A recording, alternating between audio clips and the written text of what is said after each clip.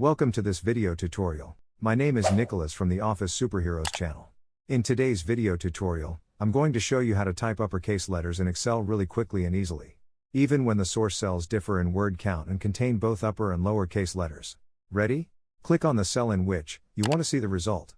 Type the equal sign, and type the proper function. We click on the proposition. In the brackets, you must now enter the cell in which you have entered the text you want to correct. We'll choose cell B3. Click on the enter.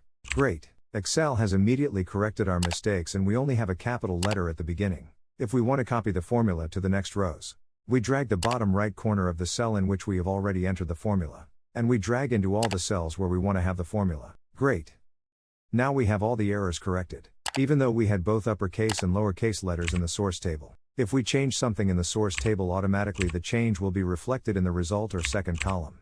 One last thing before we finish. If we don't want the formula we use to be visible in the table, we simply just mark the cell that contains the formula.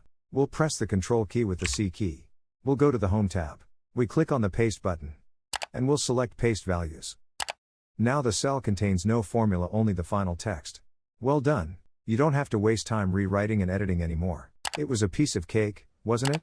If you found this video tutorial helpful, let us know via like or comment. Want to learn how to work better with Excel? If so, then be sure to subscribe so you don't miss any more videos. Thank you for watching this video and I hope to see you in the next video.